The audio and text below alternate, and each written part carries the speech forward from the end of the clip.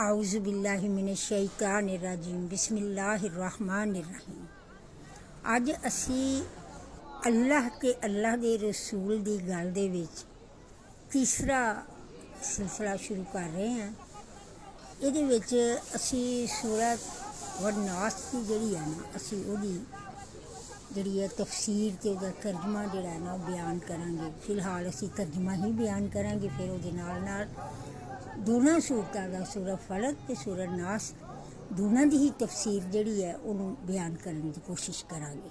ਬਿਸਮਿल्लाहिर्रहमानिर्रहीम।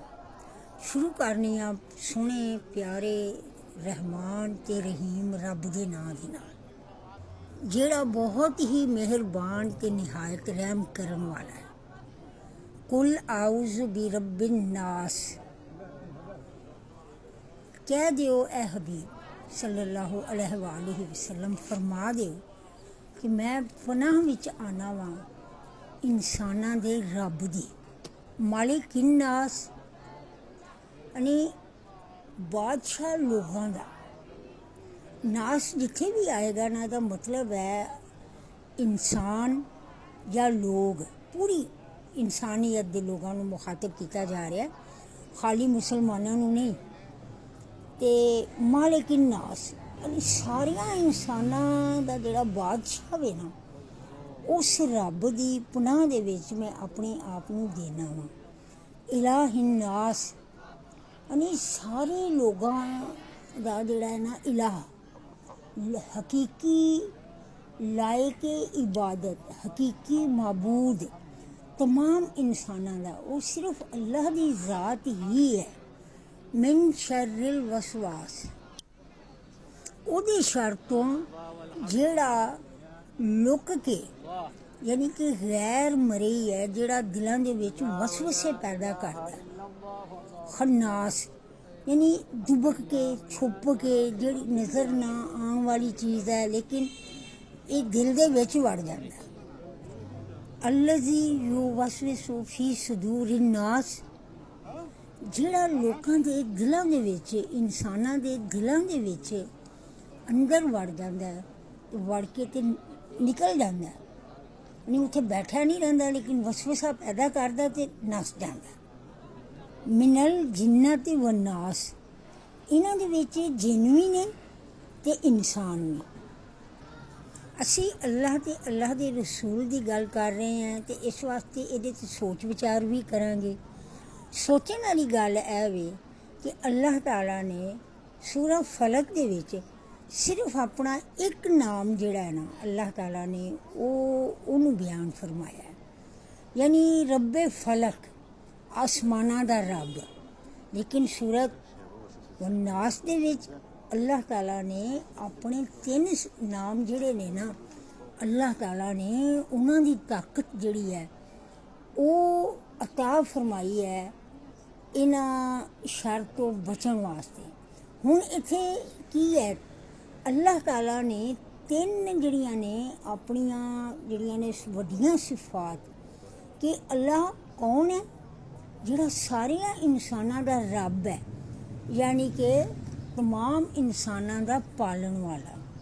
यानी बच्चियां नूं तुसीं देखो कि जदों बच्चा पैदा हुंदा है उस वक्त तो ਉਹਨੂੰ ਪਾਲਣ ਵਾਲੇ ਦੀ ਲੋੜ ਪੈਂਦੀ ਹੈ। ਮਾਂ ਹੋ ਗਈ, ਉਹਨੂੰ ਦੁੱਧ ਪਿਲਾਉਂਦੀ ਹੈ, ਉਹਨੂੰ ਸੰਭਾਲਦੀ ਹੈ। ਉਹ ਬੱਚਾ ਆਪਣੇ ਆਪ 'ਤੇ ਨਹੀਂ ਨਾ ਸਰਵਾਈਵ ਕਰ ਸਕਦਾ, ਯਾਨੀ ਆਪਣੇ ਆਪ 'ਤੇ ਨਹੀਂ ਉਹ ਪਰਵਰਿਸ਼ ਪਾ ਸਕਦਾ ਜਿੰਨੀ ਦੇਰ ਤੱਕ ਉਹਦੇ ਨਾਲ ਅੱਲਾਹ ਤਾਲਾ ਦੀ ਰਹਿਮਤ ਸ਼ਾਮਲੇ ਹਾਲ ਨਾ ਹੋਵੇ।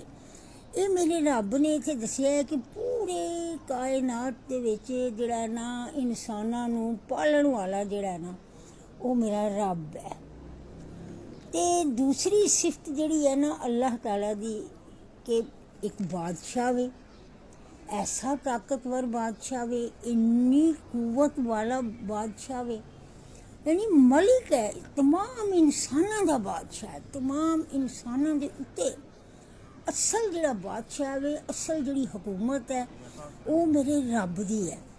ਯਾਨੀ ਤੁਸੀਂ ਬੱਚਾ ਜਵਾਨੀ ਦੇ ਵਿੱਚ ਜਿਸਲੇ ਪੈਰ ਰੱਖਦਾ ਹੈ, ਬਚਪਨ ਤੋਂ ਅੱਗੇ ਲੜਕਪਨ 'ਚ ਆਉਂਦਾ, ਫਿਰ ਬਚਪਨ ਤੋਂ ਲੜਕਪਨ ਤੋਂ ਜਵਾਨੀ, ਤੇ ਜਦੋਂ ਜਵਾਨੀ ਦੇ ਵਿੱਚ ਆ ਜਾਂਦਾ ਤੇ ਉਹਦੀ ਹਿਫਾਜ਼ਤ ਜਿਹੜਾ ਨਾ ਉਹ ਅੱਲਾਹ ਤਾਲਾ ਜਿਹੜਾ ਨਾ, ਕਿਉਂਕਿ ਤਮਾਮ ਲੋਕਾਂ ਦਾ ਬਾਦਸ਼ਾਹ ਵੀ ਹੁਣ ਉਹ ਦੇਖ ਰਿਹਾ।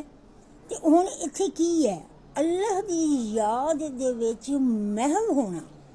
ਇੱਥੇ ਅੱਲਾਹ ਦਾਵਤ ਦੇ ਰਿਹਾ ਹੈ ਉਸ ਜਵਾਨ ਹੋਣ ਵਾਲੇ ਇਨਸਾਨ ਨੂੰ ਕਿ ਆਪਣੇ ਮਾਲਿਕ ਹਕੀਕੀ, ਆਪਣੇ ਅਸਲ ਬਾਦਸ਼ਾਹ ਜਿਹੜਾ ਨਾ, ਉਹਦੀ ਯਾਦ ਦੇ ਵਿੱਚ ਆਪਣੇ ਆਪ ਨੂੰ ਮਹਿਵ ਕਰ। ਤੈਨੂੰ ਬਾਦਸ਼ਾਹਾਂ ਦਾ ਬਾਦਸ਼ਾਹ ਜਿਹੜਾ ਨਾ ਉਹ ਦੇਖ ਰਿਹਾ।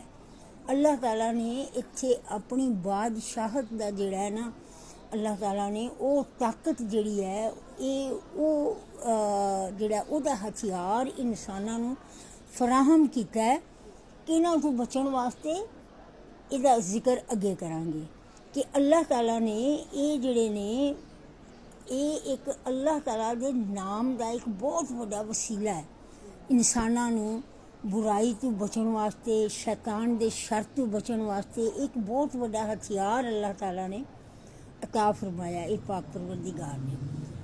ਇਸ ਤੋਂ ਅੱਗੇ ਵਸਵਾਸ ਜਿਹੜਾ ਨਾ, ਜਿਹੜਾ ਦਿਮਾਗ ਦੇ ਵਿੱਚ ਦਾਖਲ ਹੋ ਜਾਂਦਾ, ਖਨਾਸ ਜਿਹੜਾ ਬਾਰ ਬਾਰ ਬੰਦੇ ਨੂੰ ਖਿਆਲ ਆਉਂਦਾ, ਯਾਨੀ ਰੱਖਣਾ ਪਾਉਂਦਾ ਈਮਾਨ ਦੇ ਵਿੱਚ, ਉਹ ਦਿਲ ਨੂੰ ਨਾ ਜਿਹੜਾ ਨਾ ਇਸ ਤਰ੍ਹਾਂ ਦੇ ਖਿਆਲ ਦਿਲ ਦੇ ਵਿੱਚ ਪੈਦਾ ਕਰਦਾ ਹੈ ਕਿ ਤੁਸੀਂ ਬਿਲਕੁਲ ਬੈਠੇ ਹੁੰਦੇ ਹੋ, ਤੁਸੀਂ ਕਹਿੰਦੇ ਹੋ ਕਿ ਮੈਂ ਇਹ ਸਦਕਾ ਕਰ ਦਿਆਂ, ਤਾਂ ਇੱਕਦਮ ਦਿਲ ਦੇ ਵਿੱਚ ਖਿਆਲ ਪਾ ਦੇਗਾ ਉਹ ਕੀ ਕਰਨਾ ਪਿਆ। ਉਹ ਤੇਰੇ ਆਪਣੇ ਨਿੱਕੇ ਨਿੱਕੇ ਬੱਚੇ ਨੇ, ਉਹ ਤੇਰੇ ਆਪਣੇ ਘਰ ਦੀਆਂ ਜ਼ਰੂਰਤਾਂ ਨੇ, ਤੂੰ ਕਿੱਥੇ ਸਦਕਾ ਦੇਣ ਲੱਗਾ, ਤੂੰ ਕਿੱਥੇ ਖੈਰਾਤ ਕਰਨ ਲੱਗਾ। ਯਾਨੀ ਐਸੇ ਦਿਲ ਦੇ ਵਿੱਚ ਖਿਆਲਾਤ ਲੈ ਆਉਂਦਾ ਕਿ ਰੱਖਣਾ ਪਾ ਦਿੰਦਾ ਤੁਹਾਡੀ ਨੇਕੀ ਦੇ ਕੰਮਾਂ ਦੇ ਵਿੱਚ। ਔਰ ਉਹਦੇ ਵਿੱਚ ਜਿਹੜੇ ਨੇ ਜਿੰਨਾਤ ਵੀ ਹੋ ਸਕਦੇ ਨੇ ਤੇ ਇਨਸਾਨ ਵੀ ਹੋ ਸਕਦੇ ਨੇ। ਇਸ ਤੋਂ ਅੱਗੇ ਫਿਰ ਅਸੀਂ ਦੂਸਰੇ ਹਿੱਸੇ ਦੇ ਵਿੱਚ ਇਹਦੀ ਤਫਸੀਰ ਬਿਆਨ ਕਰਾਂਗੇ ਇਨਸ਼ਾ ਅੱਲਾਹ। ਜਜ਼ਾਕ ਅੱਲਾਹ, ਸਦਕ ਅੱਲਾਹੁ।